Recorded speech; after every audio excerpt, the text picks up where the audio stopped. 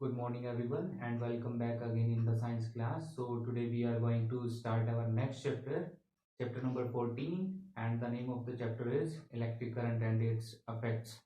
So, here is the list of all those topics that we are going to discuss in this particular chapter. Initially, in the introductory paragraph, we will discuss about a game, and after that, we will discuss all these topics. So, let's have a look over the topics. The first topic of discussion will be symbols of electric component. जैसे आपने chapter 12 पढ़ा था 6 class में, उसमें आपने electric circuit के बारे में पढ़ा था. तो हर एक जो इलेक्ट्रिक सर्किट होता है उसमें बहुत सारे कंपोनेंट्स लगे होते हैं. तो उन कंपोनेंट्स को रिप्रेजेंट करने के लिए पेपर के ऊपर कुछ सिंबल्स बनाए गए हैं. तो उन सिंबल्स के बारे में डिस्कस किया जाएगा इसमें. Next one is heating effect of electric current. जब भी किसी चीज से इलेक्ट्रिक करंट को पास करेंगे तो वो उसको हीट कर देती है, उसको गर्म कर देती है. उसके बारे में डिस्कस करेंगे डिफरेंट एक्टिविटीज के थ्रू. उसके अलावा नेक्स्ट जो टॉपिक होगा applications of heating effect of electric current. क्या क्या एप्लीकेशंस हैं, कौन कौन सी ऐसी डिफरेंट डिवाइसेस हैं जो आपके heating effect of electric current के ऊपर काम करती है, उनके बारे में डिस्कस किया जाएगा.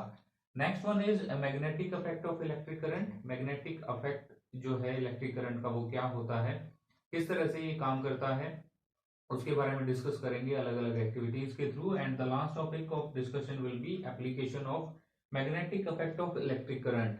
जो आपका magnetic effect of electric current है वो कहाँ यूज किया जाता है, कौन से डिवाइसेस इसके ऊपर काम करते हैं, उनके बारे में हम थोड़ा सा डिस्कस करेंगे. So now let's start the first topic of discussion. तो फर्स्ट टॉपिक में हम बेसिकली डिस्कस करेंगे एक गेम के बारे में, हाउ स्टडी योर हैंड्स.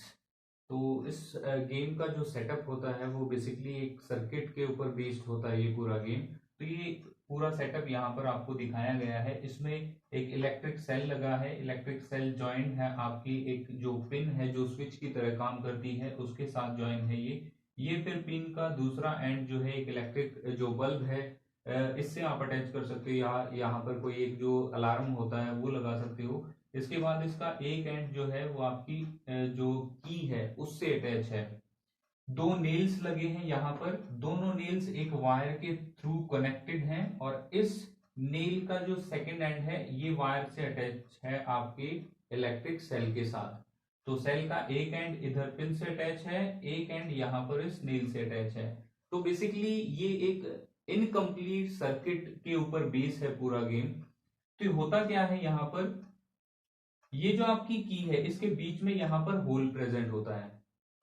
जैसे ही बाकी के सारे कनेक्शंस आपके बिल्कुल टाइट होते हैं तो आपको बेसिक करना क्या होता है इस गेम में, यहां से स्टार्ट करके और यहां तक लेके आना होता है की को बिना इस वायर को टच किए.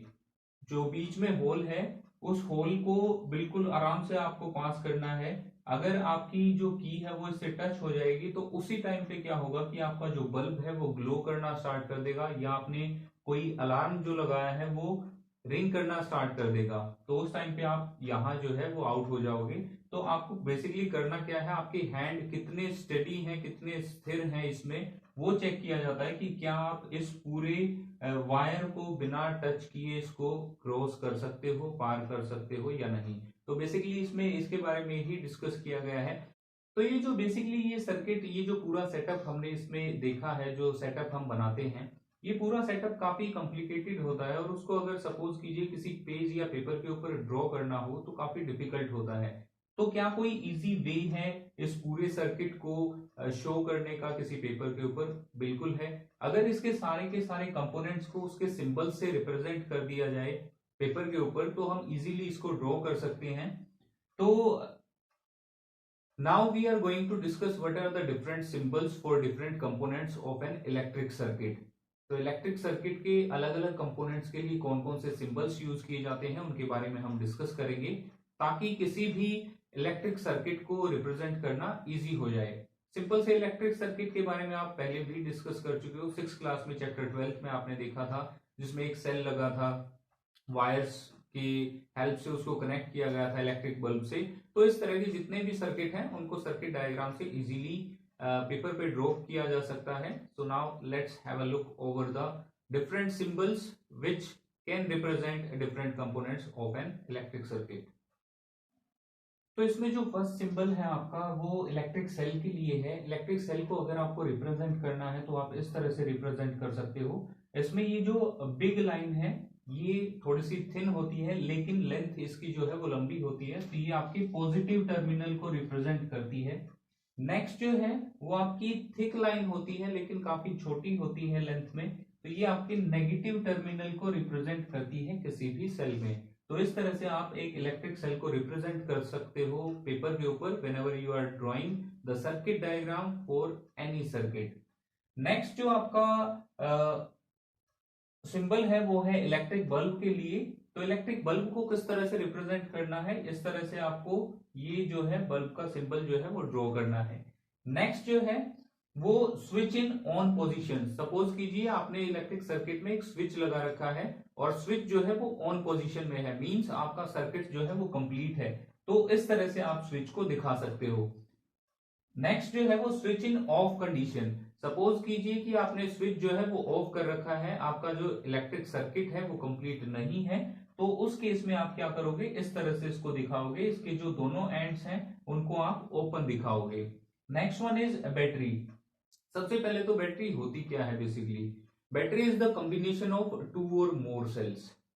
एक से ज्यादा जब सेल्स को यूज किया जाता है किसी भी सर्किट में तो उसको बोला जाता है बैटरी। तो बैटरी को रिप्रेजेंट करने के लिए इस तरह से आप सिंबल जो है वो बना सकते हो। यहाँ पर दो सेल के लिए बनाया गया है, एक सेल यहाँ एक सेल यहाँ, बीच में आप कितने भी सेल्स इससे अटैच कर सकते हो। तो इस तरह से आप बैटरी को शो कर सकते हो। Last one is very simple, wires. जो वायर्स हैं आपके कनेक्शन के लिए जो यूज की जाती है किसी भी इलेक्ट्रिकल सर्किट में, तो उनको आप डायरेक्टली सिंपल लाइंस के थ्रू आप रिप्रेजेंट कर सकते हो। तो हमने पढ़ा डिफरेंट टाइप्स ऑफ सिंबल्स के बारे में, उसमें बैटरी को भी देखा। तो बैटरी को बेसिकली बनाते कैसे हैं, डिफरेंट जो सेल्स हैं उनको कंबाइन कैसे करते हैं। तो अगर आपने देखा हो जो बैटरी है यूजुअली आपके रिमोट जो टीवी रिमोट्स होते हैं उसमें यूज की जाती है, या फिर आपके जो ट्रांजिस्टर वगैरह होते हैं उसमें यूज की जाती है, टॉर्च होती है उसमें भी जो है सेल्स अरेंज किए जाते हैं इस तरह से कि वो एक बैटरी का काम करें। तो बेसिकली किस तरह की अरेंजमेंट होती है, अगर आपने कभी ध्यान से देखा हो टीवी रिमोट को पीछे से अगर आपने निकाल के अगर देखा हो तो उसमें एक तो होती है आपकी मेटल स्ट्रिप एक तरफ लगी होती है, दूसरी तरफ एक स्प्रिंग टाइप की मेटल लगी होती है, स्प्रिंग लगा होता है। तो बेसिकली वो कौन कौन से पॉइंट्स को पॉजिटिव, कौन कौन से टर्मिनल्स को वो रिप्रेजेंट करते हैं वो आपको पता होना चाहिए। तो जो जहां स्प्रिंग लगा होता है वो बेसिकली आपके नेगेटिव टर्मिनल से अटैच होता है, और जो स्ट्रिप होती है वो बेसिकली आपके पॉजिटिव टर्मिनल से अटैच होती है किसी भी सेल में। तो इस तरह से उनको कंबाइन कैसे करते हैं, तो वो इस तरह से कंबाइन किया जाता है। सपोज कीजिए कि आपको एक साथ लगाने हैं सारे सेल्स, तो उस केस में आपके सेल्स इस तरह से जुड़ते चले जाएंगे, पॉजिटिव टर्मिनल नेगेटिव, फिर नेगेटिव इसका अगले के पॉजिटिव से कनेक्ट होगा, फिर यहाँ पे नेगेटिव, ये नेगेटिव अगले के पॉजिटिव से, और इस तरह से जितने भी सेल्स आपको अरेंज करने हैं आप उतनी ही बड़ी बैटरी जो है वो बना सकते हो किसी भी एक्टिविटी के लिए।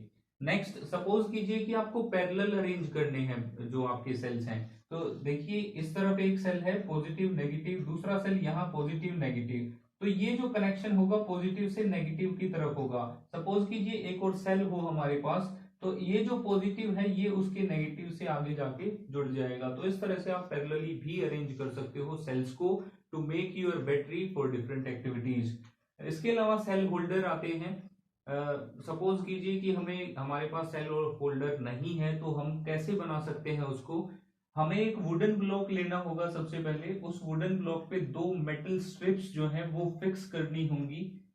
उन मेटल स्ट्रिप्स को हम रबर बैंड की हेल्प से अटैच करके रखेंगे, बीच में हम सेल्स को प्लेस कर सकते हैं। सेल्स देखिए पॉजिटिव नेगेटिव, फिर नेगेटिव अगले के पॉजिटिव से कनेक्ट है, तो इस तरह से हमें कनेक्शन करने हैं, और हम इस तरह से अपने वुडन सेल होल्डर को यूज कर सकते हैं डिफरेंट एक्टिविटीज को परफॉर्म करने के लिए। इसके अलावा मार्केट से भी आप बाय कर सकते हो, मार्केट से भी आपको सेल होल्डर जो है वो मिल जाएंगे आसानी से, तो आप अपनी एक्टिविटीज को पूरा कर सकते हो उसकी हेल्प से। इसके अलावा एक और क्वेश्चन ये अराइज होता है कि ये तो हमने बात की बैटरी की जो सेल से फॉर्म होती है, तो जो बैटरीज यूज की जाती हैं बेसिकली जो ट्रक्स हैं, कार्स, जितने भी आपके व्हीकल्स हैं उनमें एक बैटरी लगती है, तो क्या ये बैटरी और वो बैटरी सेम होती है? ये दोनों सेम नहीं होती, दोनों अलग अलग होती हैं। वो दूसरे केमिकल्स की हेल्प से बनाई जाती है। इसमें दूसरे केमिकल्स का यूज किया जाता है ताकि वो आपको इलेक्ट्रिकल एनर्जी प्रोवाइड कर सके और आप अपनी एक्टिविटीज को पूरा कर सके। तो बेसिकली सिंपल सी बात ये है, दोनों बैटरीज जो है वो अलग अलग होती हैं। आप चेक भी कर सकते हो अगर आपको कहीं देखने का मौका मिले, तो अगर जो बैटरी आपकी कार में या किसी ट्रक में किसी बस में लगी होती है, तो वो बैटरी टोटली डिफरेंट होती है इस इलेक्ट्रिकल सेल वाली बैटरी से। So that was all about for today's class. Thank you and have a nice day. Rest of the things we will discuss tomorrow.